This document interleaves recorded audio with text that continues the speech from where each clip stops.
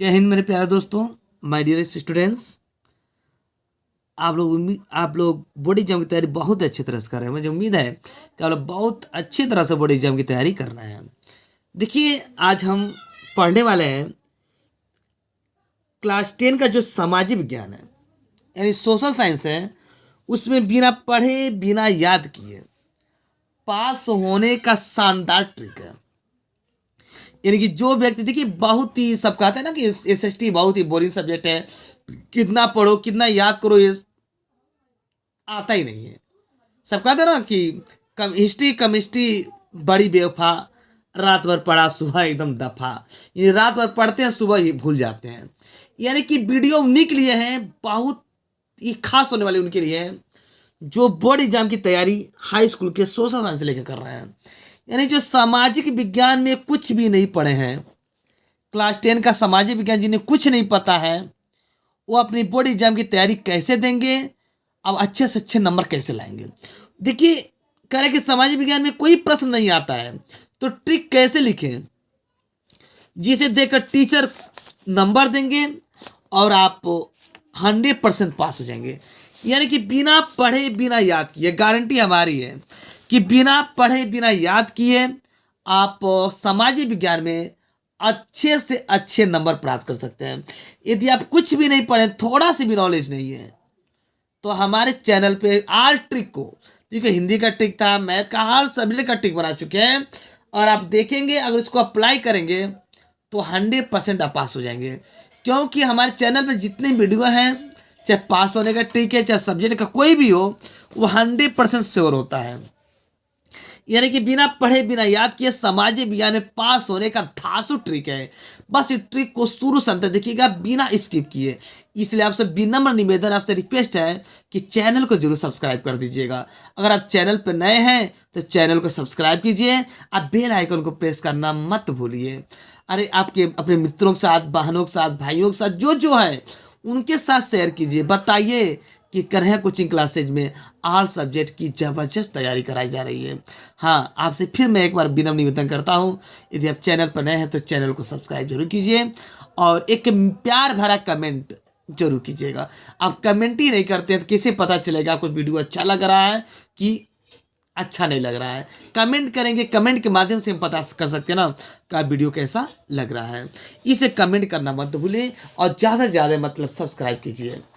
देखिए देखिए, कह रहा है कि जो केमिस्ट्री है, एक जो सामाजिक विज्ञान है, सामाजिक विज्ञान में कह रहा है कि कुछ नहीं आया तो उसे बनाकर कैसे लिखें। देखिए, सामाजिक विज्ञान जो सब्जेक्ट है, हमें सबसे पहले बनाकर लिखने वाला सब्जेक्ट है। यानी कि हम कुछ नहीं पढ़े तो उसे बनाकर कैसे लिखो मिट्टी के द्वारा, एकदम। इसलिए शुरू से अंत तक वीडियो देखिएगा बिना स्किप किए। देखिए, कह रहा है कि यदि सामाजिक विज्ञान में हमें कौन कौन से रूल को फॉलो करना पड़ेगा। पहले कह रहा है कि सभी प्रश्न को करना है, यानी कि थोड़ा सा भी कोरा कागज हमें नहीं छोड़ना है। कोई भी कागज जो जो पेज आपका बच रहा है, वो कोरा कागज थोड़ा सा भी छोड़ना नहीं है। यानी ऑल क्वेश्चन को हमें टच करना है, सभी क्वेश्चन को सोल्व करना है। कह रहा कि आंसर पॉइंट बना के लिखना है। अगला पॉइंट क्या कर रहा है, आंसर पॉइंट बनाकर, जैसे पॉइंट 1, पॉइंट 2, पॉइंट 3, पॉइंट 4, यानी जितने पॉइंट डाल के लिखेंगे उतने नंबर आपको अच्छे से अच्छे प्राप्त होंगे। अगला कह रहा है उत्तर पॉइंट बना के लिखो, यानी जो वही जो आंसर पॉइंट जो उत्तर पॉइंट बात ही क्यों हुआ, हमें पॉइंट डालकर लिखना बहुत ही ज़्यादा जरूरी है। जिसे नहीं करते हैं प्रस्तावना, जिसे क्या नाम है, फ्रांस की क्रांति के मुख्य कारण क्या आते हैं, तो पॉइंट 1 सामाजिक कारण, दोषपूर्ण कारण, आर्थिक कारण, जो जो कारण होता है, अगर पॉइंट डाल के हेडिंग बना के लिखेंगे तो आप अच्छे से अच्छे नंबर ला देंगे। अगला कह रहा है कि इंपॉर्टेंट वर्ड को हाईलाइट करके लिखिए। यानी जो इंपॉर्टेंट वर्ड आपको मिला है उससे हाईलाइट, मतलब हाईलाइटर लेके नहीं जाना है हमें। इंपॉर्टेंट वर्ड मतलब क्या होता है, जो ब्लैक पेन से नहीं, सब लिखने के बाद नीचे क्या कहते हैं, अंडरलाइन कर देते हैं, उसी को हाईलाइट कहा जाता है। यानी जो इंपॉर्टेंट वर्ड है उसे ब्लैक पेन से लिखिए, वो हाईलाइट करके। अगला पॉइंट कर रहा है कि फ्लो चार्ट बनाने का प्रयास जरूर करें। यानी फ्लो चार्ट क्या होता है, फ्लो चार्ट हम आपको बताएंगे फ्लो चार्ट कैसे बनेगा। यदि आप फ्लो चार्ट बना के लिखेंगे तो सोने पे सुहागा का काम करेगा। यानी कि आप बहुत ही अच्छे अच्छे से नंबर प्राप्त कर लेंगे यदि फ्लो चार्ट का प्रयोग। जिस फ्लो चार्ट क्या होता है, जिसे मान लीजिए आ गया परिवहन, जिसे मान लीजिए आ गया आपका परिवहन, तो यहाँ डाल लीजिएगा परिवहन। परिवहन के कितने प्रकार होंगे इस तरह कर दीजिएगा। जैसे आपका जल परिवहन, वायु परिवहन, ठीक ना, जल वायु स्थल परिवहन, मतलब जितना परिवहन, इसी कहते हैं फ्लो चार्ट। यदि फ्लो चार्ट का प्रयोग करेंगे तो आप अच्छे से अच्छे नंबर क्या करेंगे, प्राप्त कर सकते हैं। तो पहली बात, किसी भी क्वेश्चन को छोड़ना नहीं, कोई भी क्वेश्चन हो, ऑल क्वेश्चन को हमें टच करना है। यानी एक गारंटी है, प्रॉमिस कीजिए कि ऑल क्वेश्चन को आप सोल्व करेंगे। यदि आप ऑल क्वेश्चन को सोल्व करेंगे, ये जरूरी नहीं कि आप ऑल क्वेश्चन को ही सही करेंगे, अरे हम बना के लिखेंगे, ट्रिक द्वारा सोल्व करेंगे, तो 2-4 वर्ड इधर उधर होना ही होना है, लेकिन गारंटी ये भी ले रहे हैं आप अच्छे से अच्छे नंबर से प्राप्त कर सकते हैं। इसलिए वीडियो में शुरू से अंत तक बने रहिए, बिना स्किप किए वीडियो को पूरा लिखिए। और फिर एक बार रिक्वेस्ट है, चैनल को सब्सक्राइब जरूर कीजिए, कर लीजिए। अपने मित्रों के साथ भी कहिए कि चैनल को सब्सक्राइब करें और बेल आइकन को प्रेस करें, और प्यार भरा कमेंट जरूर कीजिएगा।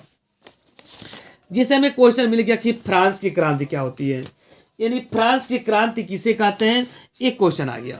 देखिए फ्रांस की क्रांति, तो देखिए क्या करेंगे, सबसे पहले वर्णनात्मक जो प्रश्न खंड है, खंड को डालिएगा, फिर प्रश्नोत्तर संख्या, फिर फ्रांस की क्रांति। अब देखिए फ्रांस की क्रांति क्या होती है, हमें कुछ नहीं पता है, तो ये नहीं डाल दीजिएगा। आपको पता है जब क्रांति जितनी हुई टोटल राजा के समय हुई थी। इस समय तो आपका राष्ट्रपति का, प्रधानमंत्री का शासनकाल चल रहा है, लेकिन इसके पहले राजा का शासन होता था। राजा जो चाहते तो वही करते थे, यानी कि राजा का शासन था, तो हमें कुछ नहीं पता था। हेडिंग डालिएगा फ्रांस की क्रांति। तो फ्रांस की क्रांति कई साल पहले राजा के शासनकाल में हुआ था, ये तो पता ही होगा। जो फ्रांस की क्रांति थी तो राजा के शासनकाल में हुआ था। अगर कि फ्रांस की क्रांति के कारण, हेडिंग मैंने बोला ना, जितने क्वेश्चन है सब क्वेश्चन को पॉइंट बना के लिखिए। जितने पॉइंट बना के लिखेंगे उतने आपको अच्छे से अच्छे नंबर प्राप्त होंगे। अरे क्रांति तो क्रांति की, कोई भी क्रांति हो, फ्रांस की क्रांति हो, प्रथम विश्व युद्ध हो, चाहे कोई भी चीज हो, इस तरह सोल्व करेंगे। तो कह रहा कि निम्नलिखित है पहला सामाजिक कारण। फ्रांस की क्रांति का मुख्य कारण वहां की सामाजिक कारण थी, यानी कि सामाजिक कारण है तो मुख्य कारण सामाजिक, की समाज में जो लोग रहते थे, यानी उनके साथ उच्च नीच का व्यवहार करता था, उनको बहुत कड़ाई से रखा जाता था, उनके साथ द्वेष का भाव रखा जाता था, उनको आगे नहीं बढ़ने दिया जाता था।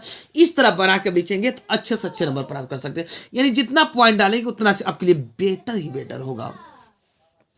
अगला क्या, सामाजिक असमानता, यानी उनके साथ ऐसा द्वेष व्यवहार रखा जाता था कि उनको आगे मत बढ़ने दे, आगे बढ़ रहे हैं तो उनको खींच के नीचे कर दिया जाए, मन ऐसा व्यवहार रखा जाता था। यानी इस तरह बना के किसी भी क्वेश्चन को सोल्व कर सकते हैं। और जैसे आगे हमें क्वेश्चन मिल जाए, मृदा अपरदन क्या होता है। देखिए आपका जो क्वेश्चन है बहुत हाईलाइटेड क्वेश्चन मैंने बता रहा है, यानी कि देखो कह रहा है कि मृदा अपरदन रोकने के उपाय का वर्णन कीजिए, या मृदा अपरदन किसे कहते हैं। कह रहा है कि मृदा अपरदन के उपाय को वर्णन कीजिए कि मृदा अपरदन को कैसे रोका जाए। तो सबसे पहले समझिए मृदा क्या होती है। मृदा में होता है मिट्टी, अपरदन बहाव, मिट्टी के बहाव को कैसे रोकेंगे।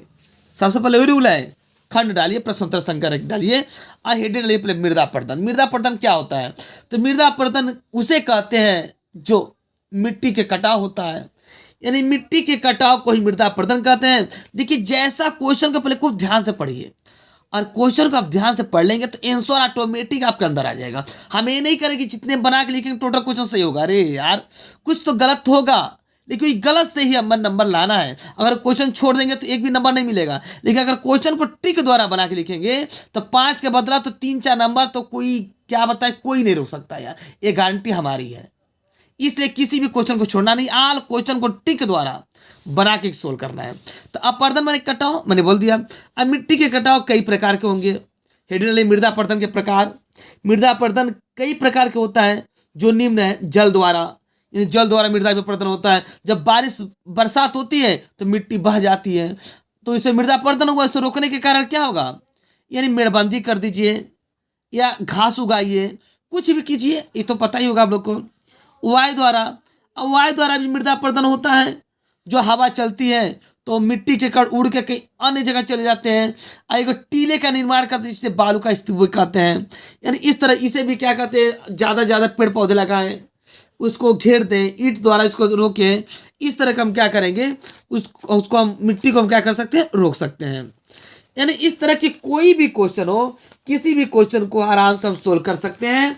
ये भी क्या कर सकते हैं, ट्रिक द्वारा। मैंने बोला ना, बिना पढ़े बिना लिखे क्या कहते हैं, गारंटी है कि हम 100% पास हो जाएंगे अगर मेरे ट्रिक को फॉलो करेंगे। आगे क्वेश्चन आ जाए मानचित्र संबंधित कोई क्वेश्चन आ जाए, हमें मानचित्र वाला क्वेश्चन थोड़ा सा भी नहीं पता है, जिस मान लीजिए कोई क्वेश्चन एक कर दिया जाए कि वह स्थान जहाँ एक मानचित्र में दर्शाना है, वह स्थान जहाँ महात्मा गांधी का जन्म हुआ था, और हमें महात्मा गांधी का जन्म आपको पता है गुजरात में पोरबंदर में हुआ था, और हमें कुछ भी नहीं पता है कि इनका मतलब जन्म कहाँ में किस जगह हुआ था, तो हम क्या कर सकते हैं, सिंपल तरीका क्या करेंगे, अगर मानचित्र नहीं पता तो आंसर इस तरह डाल के हम उसको लिख सकते हैं प्रश्नोत्तर संख्या कि उनका जन्म पोरबंदर में गुजरात में हुआ था। यानी अगर 1 नंबर का क्वेश्चन है तो आधा नंबर हम उस तरफ मिल जाएगा।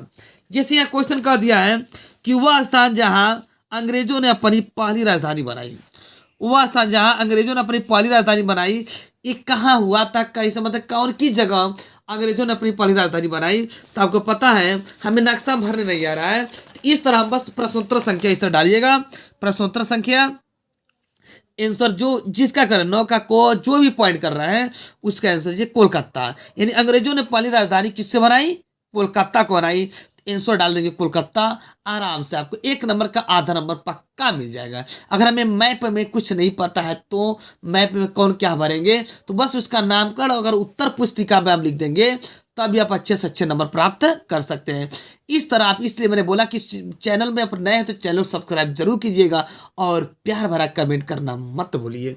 अगर मान लीजिए कोई क्वेश्चन हमें क्या नाम है वैकल्पिक क्वेश्चन आ जाए, ऑब्जेक्टिव क्वेश्चन, ऑब्जेक्टिव क्वेश्चन के लिए मैं ट्रिक आपको बता दिया था कि ऑब्जेक्टिव क्वेश्चन के लिए ट्रिक हमें हमेशा ए या सही होता है, और हमें कुछ नहीं पता है तो ऑब्जेक्टिव क्वेश्चन के लिए ट्रिक कौन सा फॉलो करेंगे, ए या सी, ए या सी हमें सोल्व करते रहिएगा तो 85% चांसेज होते हैं ए और सी सही होने का।